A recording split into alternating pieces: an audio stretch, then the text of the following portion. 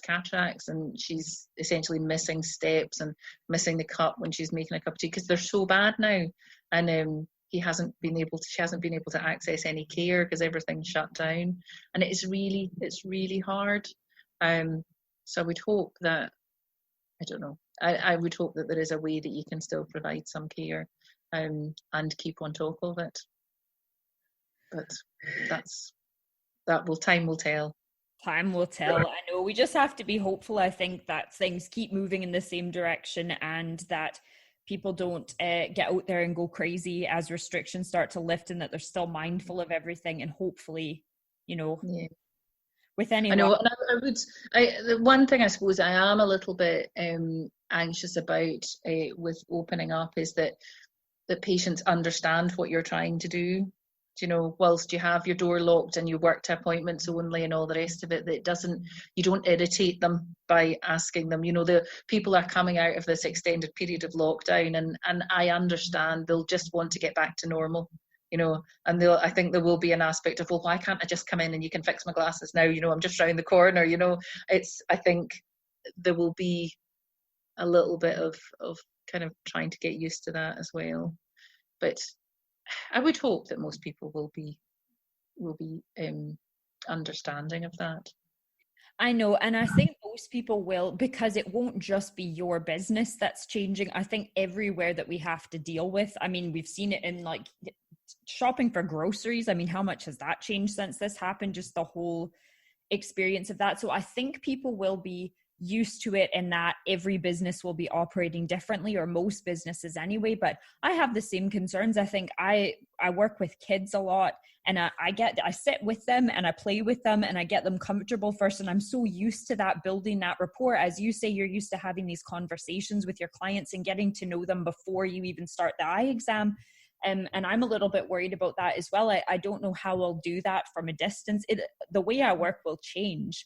It's a little bit easier with the brand side of my work because I'm working with adults, so I can crack a joke about how it's awkward and it's, this is the way it has to be. But I think for me, I'm just going to try and be quite clear in my content that I'm posting and sharing, that I'm going to be working a little bit differently, and this is why, and hoping that that will be enough that people aren't put off by the changed experience.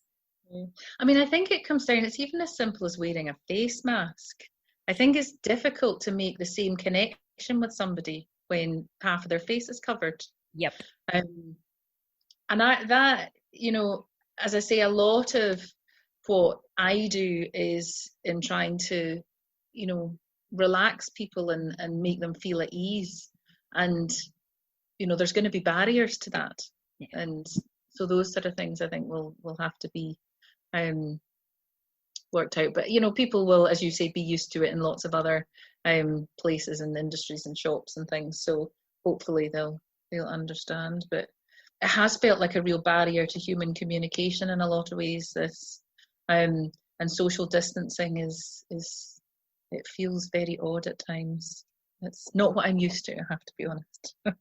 No, I'm the same. It's definitely been weird, but hopefully it'll just be something everybody's kind of used to, and it won't be too much of a hindrance. I imagine we'll just adapt. I mean, we've all adapted our businesses through lockdown, and now as things start to lift, it'll just be this constant, as you say, it might be a now lifelong process, who knows, but for at least the foreseeable future, we'll just have to keep adapting and not being too set in our ways, I think. No, absolutely. Have to be able to change when we need to change. Totally. So moving on from this very happy chat about lockdown that we're all I think this is like top of mind for everyone all the time these past 3 months, but I like to ask everybody who comes on the show if they had one thing that they wish that they'd done differently from starting their business. If there's one lesson that you think you've learned the hard way and you wish you could have told your former self when you were just starting out, what would that be? When I think back to that period of time between getting the keys, sort of creating the business, I perhaps wish I'd had a better understanding of that, juggling plasterers and floor people and joiners and electricians and painters, and maybe being a little bit stricter from the outset in timelines. We were just maybe a little too, oh yeah, we'll get that one in and then we'll do that and then that. Whereas if we'd been a lot more planned, I think the end result would have been the same. I mean, once the shop was open, it kind of all melted away because, you know, you got where you wanted to be. But I think the level of stress would have been significantly less. So I wish I'd kind of known that. I think I was maybe, I said earlier on about how, because the level I'd worked at before, I had an understanding of what went into this, and I did. But, you know, having it, that's different to having to do it all yourself. So prior, I would be in a management team where there would be a marketing person and there would be a facilities person and there would be an IT person and all the rest of it. And now we are all those things now. And the energy that it takes to do the things that maybe aren't within my skill set. You know, I can take a patient in a test room and I can look at them and I can do that. That's what I'm trained for and that's what I do. And, you know, I can do all the technical stuff, all the glasses and all the rest of it. But when it comes to marketing, I think I have very strong ideas of what I want, but it's not necessarily my area of expertise. So it takes a little bit more energy to do these things. So I don't know if I would have done anything differently. I don't think I would have said, oh, well, let's employ a marketing person or anything like that.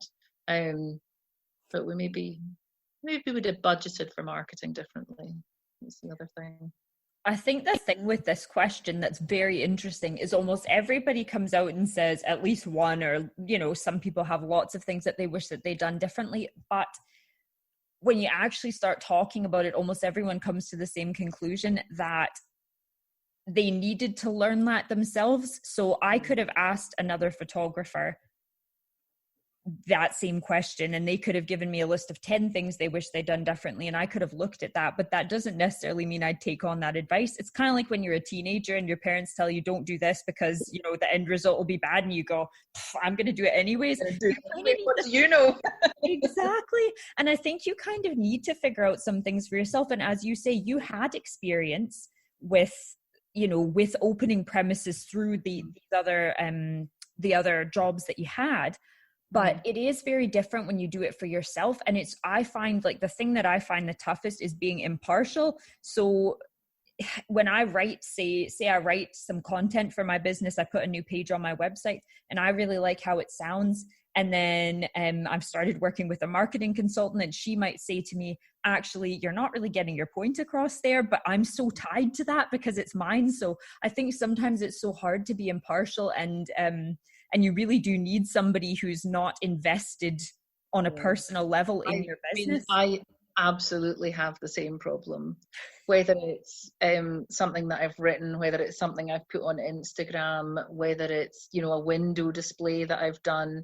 Evelyn is very fond of telling me she's very strong ideas, and I don't think I do. I think I'm quite a soft, kind of easygoing person, but I think when I get an idea in my head that that's the way I want it to be, then that's the way I want it to be. So she knows when to take a step back, but she also knows when to say, actually, and sometimes that's quite difficult. And it's also quite difficult to sort of come to this realization that, yes, this is my own business, so I can make all the decisions myself, but I then have to take into account what my business partner thinks. You know, when she doesn't like a wallpaper, I remember thinking, how do you not like that wallpaper? It would look absolutely fabulous. It would look fabulous. And she still says, she says, you still haven't let it go, have you? You're still not over the wallpaper. So I'm like, it's my business. I want that wallpaper. And she's like, no, I really don't think so.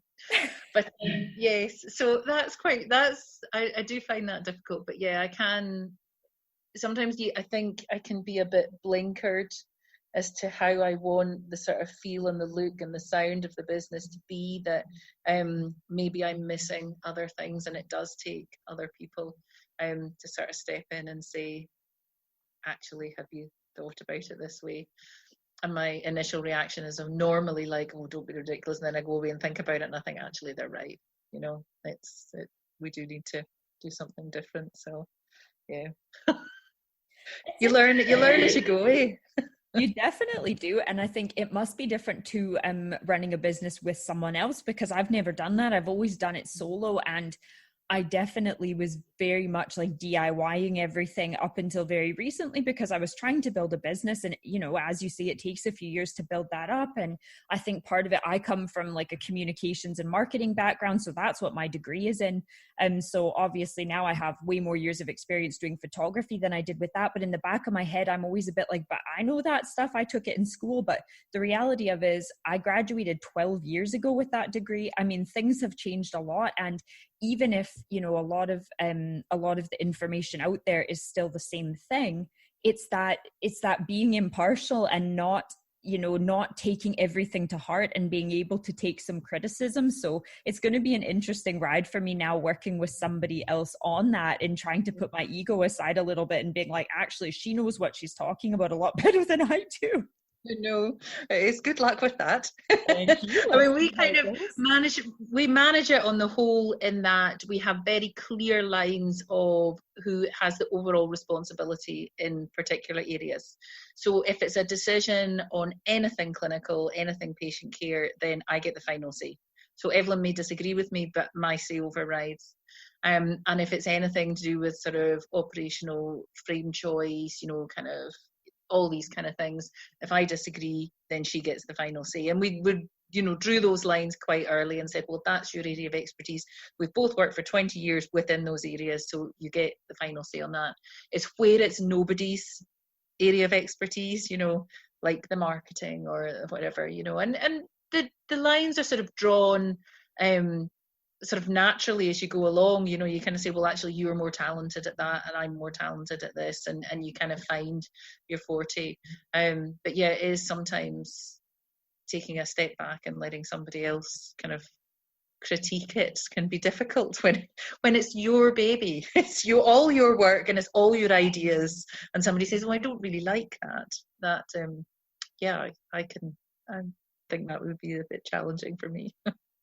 Not going to be easy, but it's just definitely a process. And I think, you know, going back to this whole idea of what could we have done differently, I think you do things the way that you do them. You make the best decision that you can at the time, and then you just keep learning as you go. And I think it's always a learning process running your own business, and I think that's what I like about it. Every time I've maybe hit a goal that I set for myself, or I think I've got something figured out, something else gets thrown in, like a pandemic, and then I need to reevaluate everything. So as much as that's challenging and at times it's discouraging and creates some stress and worry, I think it's good because it really does keep you on your toes, and it reminds you or shows you one way or the other if you're doing what you should be doing.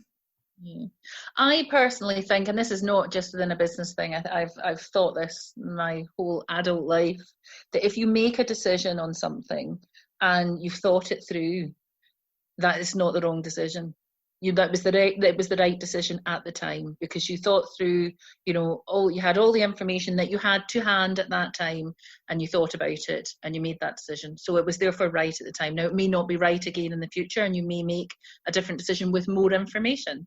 But I don't think you should beat yourself up for making a decision that you did, because I think, well, certainly I don't tend to make decisions without thinking them through a lot.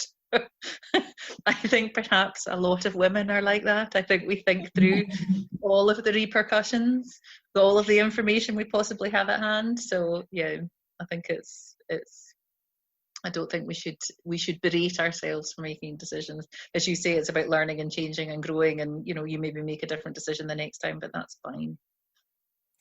No, I totally agree. And I only have one more question for you. So I will put all this information in the show notes as well. But can you tell us where we can find you online? Sure. So we have a website, irisblueoptical.com. We're on Facebook under Iris Blue Optical, and Instagram, Iris Blue Optical. So all nice and easy. Perfect. And can you remind us one more time where your shop is located for once it opens again? So we're at Broomhill Cross, so on Crow Road, right at Broomhill Cross, but between Crow Road, Clarence Drive and Broomhill Drive, right on the corner. So yeah, and we should be open, as I say, the week commencing the 29th is when it will be good to go, but it will be an appointment only. So we'll be getting all that information out on our social media. Perfect. Well, thank you so much, Morven.